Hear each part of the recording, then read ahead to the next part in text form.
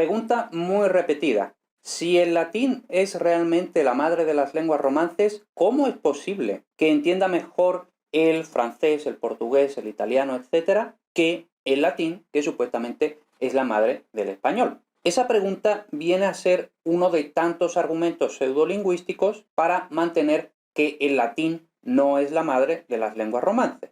Las lenguas romances, el español, el francés, el italiano, etcétera, se parecen mucho más entre sí que con la supuesta madre que es el latín. Y esto está patente en el hecho de que yo, imaginemos, sin saber nada de italiano, podría coger un texto en italiano y más o menos lo entendería, mientras que yo, si no supiera latín, cogería un texto en latín y no lo entendería. Como muestra un comentario que puso alguien, este es simplemente uno de tantos comentarios similares. Yo no seré lingüista, pero el italiano no necesité mucho esfuerzo para entenderlo, o cuando leo una revista francesa la entiendo perfectamente, no digamos cuando veo vídeos brasileños en YouTube, los comprendo perfectamente sin que nadie me dijera tan solo cómo funciona la gramática portuguesa. Pero el latín, que sí traté de estudiarlo y ni siquiera logré entender cómo funcionan las declinaciones, cuando veo escrito una cita latina ni siquiera le atino a lo que dice. Lo que no sé es por qué es que dicen que el español y el latín son de la misma familia, y yo no logré entender el latín estudiándolo y sí logré entender bien italiano, portugués y francés sin ningún esfuerzo.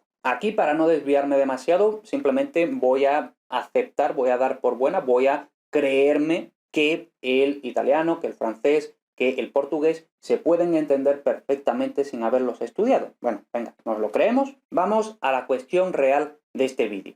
Y es que no es casualidad que este tipo de razonamiento, de argumento, de preguntas se repita tanto. Y es que ya los pseudolingüistas se han encargado de repetir una y otra vez mediante argumentos espurios, mediante falacias o simplemente repitiéndolo una y otra vez. Y todo eso simplemente para atraer a los más incautos, a simplemente la gente que no tiene conocimientos de lingüística, a las disparatadas teorías pseudolingüísticas de que las lenguas romances no proceden del latín. Entonces, cita real de un libro publicado por una persona que dice ser filóloga. Las lenguas romances serían entonces el resultado de la degeneración del latín, por lo que se estudiaban como componentes de una misma familia cuya madre el latín deberían parecerse tanto más que a las lenguas hermanas. Y sin embargo, no es eso lo que encontramos. De hecho, sucede justamente lo contrario. Las lenguas romances se parecen mucho entre sí. Es entonces cuando empezamos a preguntarnos en qué grado se produce este parentesco entre las lenguas romances y si la relación que se establece es o no de filiación con el latín. Bien, vamos a empezar reconociendo que la idea de la que se parte podemos aceptar que es cierta. Es decir, que para un hispanohablante que no ha estudiado ninguna otra lengua romance ni tampoco ha estudiado latín, pues sí, podemos admitir que en general, muy importante ese en general, ¿vale? En general, esa persona va a entender mejor un texto en italiano, en francés, en portugués, que un texto en latín. Como digo, en general. Aceptamos que eso es una verdad. Ahora, el problema es que de esa verdad no se deduce de ninguna forma que las lenguas romances no procedan del latín. Y aquí tenemos que tener en cuenta bastantes factores, bastantes cuestiones. Por supuesto, no puedo entrar en absolutamente todo, pero más o menos voy a ir comentando lo más importante para ver que esa conclusión no tiene sentido. Lo primero que nos tenemos que plantear es ¿de qué latín estamos hablando y de qué lenguas romances estamos hablando? Porque básicamente estamos partiendo de una falacia de falsa equivalencia. Estamos comparando lenguas actuales vulgares, las lenguas romances, con una lengua antigua de cultura, el latín clásico. Entonces, a nada que sepamos que las lenguas romances no proceden del latín clásico, sino del latín vulgar, ya nos damos cuenta de que todo el argumento se viene abajo. Pero bueno, vamos a ir viéndolo poquito a poco. Y para eso vamos incluso a usar el propio español para que veamos lo difícil que es entender el español. Pasos de un peregrino son errante cuantos me dictó versos dulce musa, en soledad confusa perdidos unos otros inspirados. Oh tú que de venablos impedido, muros de abeto, almenas de diamante, bates los montes que de nieve armados, gigantes de cristal los teme el cielo, donde el cuerno del eco repetido fieras te expone, que al teñido suelo, muertas pidiendo términos disformes, espumoso coral le dan al tormes. Entonces, bueno, Góngora, luego tenemos Buongiorno, oggi vi presento la mia famiglia. Io sono il padre, mi chiamo Gennaro Pirlo, ho 37 anni e lavoro come scrittore e giornalista da quando ne avevo 20. Mia moglie si chiama Antonella Totti, ha 35 anni ed è una splendida attrice di teatro. Está bastante claro que cualquier hispanohablante, incluso que no sabe italiano, va a entender mejor el texto en italiano que el texto en español de Góngora. ¿Y eso por qué? Porque el hispanohablante no habla español. Pues, lógicamente eso no tiene sentido. Es que simplemente no son comparables los dos textos. Tenemos el texto italiano, que es un italiano muy básico, un italiano totalmente cotidiano, básico, mientras que el texto de Góngora es un español sumamente elaborado. Entonces, básicamente lo que tenemos es que el español de Góngora lo podríamos equiparar al latín clásico, no al latín vulgar, al latín clásico, y el texto en italiano es una muestra de italiano normal, no elaborado. Por tanto, vemos aquí muy claro que no podemos comparar un registro elaborado, un registro literario, lo que sería el latín clásico, lo que sería el texto de Góngora, con un registro vulgar, cotidiano, espontáneo. Simplemente no cabe la comparación. Y ojo, que podemos incluso ir más allá y decir, bueno, no, pero es que el latín es súper fácil de entender. Esto es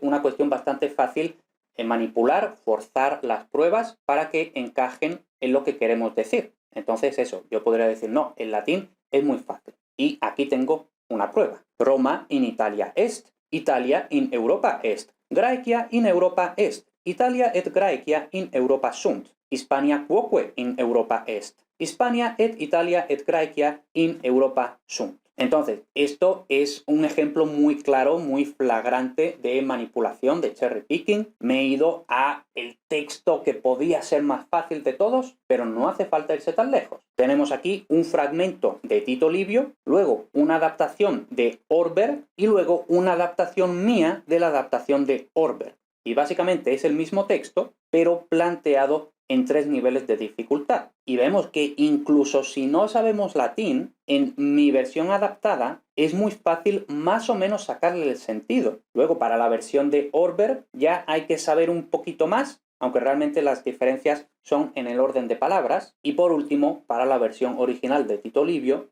ya sí que, bueno, hay que saber algo de latín, pero tampoco es especialmente difícil. Incluso si no le sacáramos el sentido al texto, sí que podemos reconocer prácticamente todas las palabras. Spectaculi, lógicamente, espectáculo. Tempus, lógicamente, tiempo. Venit, lógicamente, viene. Mentes, mentes. Oculis, ojos. Erant, eran.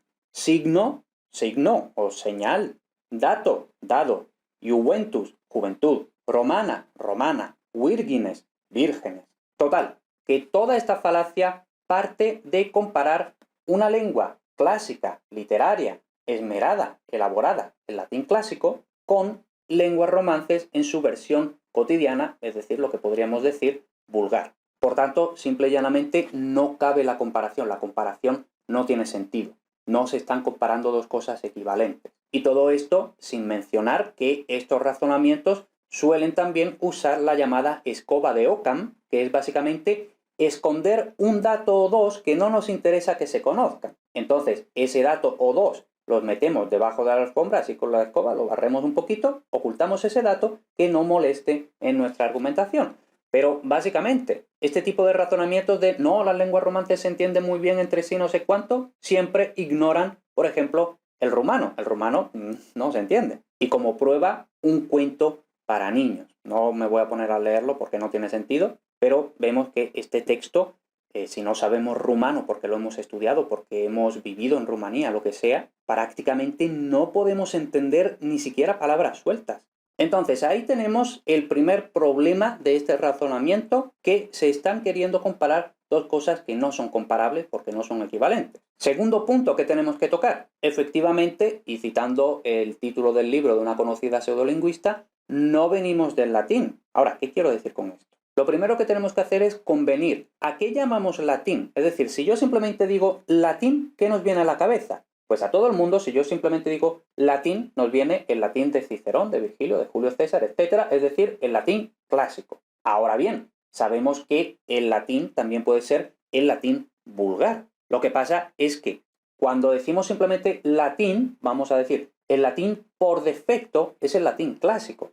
Entonces, efectivamente, no venimos del latín porque no venimos del latín clásico, venimos del latín vulgar. Por eso, uno de los propósitos más firmes de los pseudolingüistas es negar la existencia del latín vulgar, porque si negamos la existencia del latín vulgar, entonces ya es muy fácil decir no, el español, las lenguas romances no proceden del latín clásico, porque eso es cierto. Entonces, si no venimos del latín clásico y hemos negado la existencia del latín vulgar, pues ya desmontamos toda la gramática histórica románica del español, del francés, del italiano, etc. Y ahora ya metemos ahí nuestras teorías loquísimas de que si venimos del rumano, de que si los rumanos son los que conquistaron Italia y que los romanos son realmente dacios, o que el español, las lenguas romances en general, son de procedencia ibera. En fin, aquí ya cada uno que se monte la película que quiera. El resumen de todo esto es que básicamente se está manipulando el significado, los significados de la palabra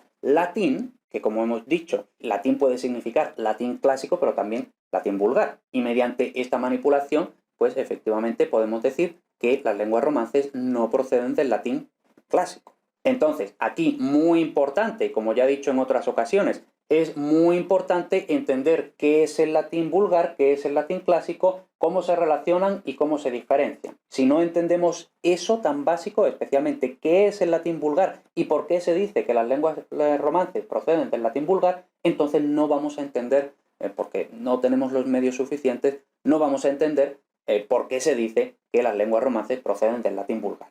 Luego, es muy curioso que normalmente la gente que dice que las lenguas romances no proceden del latín son las primeras que usan el caso del griego para defender su hipótesis. Básicamente dicen, bueno, porque las lenguas romances no se parecen al latín, cosa que, dicha así, es absolutamente falsa. Otra cosa es que las lenguas romances se parezcan más entre sí que al latín. Vale, eso sí, pero decir que las lenguas romances no se parecen al latín, no. Total, que el razonamiento que suele usar esta gente es decir, bueno, es que el griego antiguo ha evolucionado en griego moderno y en todo este tiempo no ha habido tantos cambios. Los griegos actuales entienden el griego antiguo y esto es simple y llanamente falso. Entonces, esto no es que porque yo diga que los griegos actuales entienden el griego antiguo, porque yo lo diga, no hace que sea verdad. Entonces, ¿cómo se sabe si los griegos actuales entienden el griego antiguo o no? Pues, lógicamente, investigando y preguntando a los griegos actuales si entienden griego antiguo o no. Y cuando uno lo investiga, ve que efectivamente los griegos actuales, a menos que lógicamente hayan estudiado griego antiguo, no entienden griego antiguo. Entonces, según el razonamiento de que un español que no ha estudiado latín no puede entender el latín, según ese mismo razonamiento, un hablante de griego moderno no puede entender el griego antiguo, por tanto, el griego moderno no procede del griego antiguo. Totalmente absurdo. E incluso tenemos, por ejemplo, el caso del inglés, que es básicamente el mismo. Un anglófono, un británico, un estadounidense, lo que sea, que no haya estudiado ni español ni inglés antiguo, es decir, anglosajón, probablemente va a entender mucho mejor un texto en español que un texto en inglés antiguo. Entonces, otra vez, según el razonamiento pseudolingüista, si un anglófono entiende mejor el español que el inglés antiguo, ¿eso querría decir que el inglés moderno está más emparentado con el español que con el inglés antiguo? Absolutamente absurdo. Y tirando del mismo hilo, un anglófono entenderá, por lo general, mejor un texto en español que un texto en alemán, neerlandés, sueco, etc. Entonces, ¿quiere decir eso que el inglés, que es una lengua germana, igual que el alemán, el neerlandés, etc., tiene más relación con el español? No. Y antes de terminar, y más allá de los datos concretos que he estado dando hasta ahora, quiero al menos hacer mención a algunas falacias en que se incurre con este razonamiento. La primera es la falacia de la prueba anecdótica.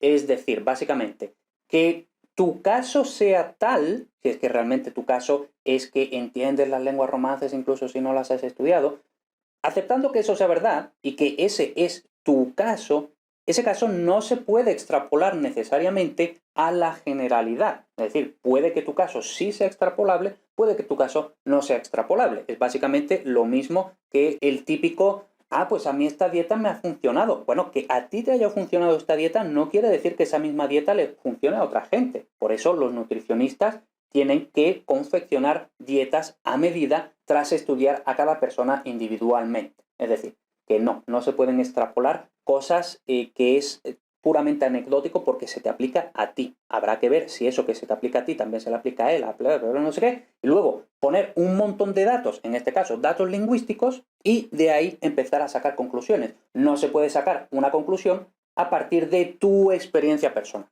Luego también tenemos una falacia que me gusta mucho, que es el argumento de incredulidad, que viene a decir básicamente que si yo considero que eso no es posible, es decir, yo no me creo que eso sea posible, entonces yo debo de tener la verdad absoluta y por tanto eso no es posible. Es decir, que yo no entiendo cómo las lenguas romances puedan proceder del latín porque no tengo ni idea de gramática histórica de cómo evolucionan las lenguas, por tanto no tiene sentido que las lenguas romances procedan del latín. Pues no, realmente lo que no tiene sentido es ese razonamiento, que como tú no lo entiendes, pues ya es mentira. Entonces, ¿eso cómo se cura? Pues si estamos hablando de gramática histórica, habrá que estudiar gramática histórica. Entonces, una vez que hayas estudiado gramática histórica, podrás entender cómo es posible que las lenguas romances procedan del latín. Y por último, la que yo llamo falacia de opinionitis. Es decir, que normalmente este tipo de argumentos suele acabar, bueno, básicamente decir, no, pues es mentira que las lenguas romances procedan del latín y si no es mentira, es mi opinión y por tanto hay que respetarla. Todo el mundo tiene derecho a opinar diferente, no hay que imponer ideas, todo ese tipo de cosas.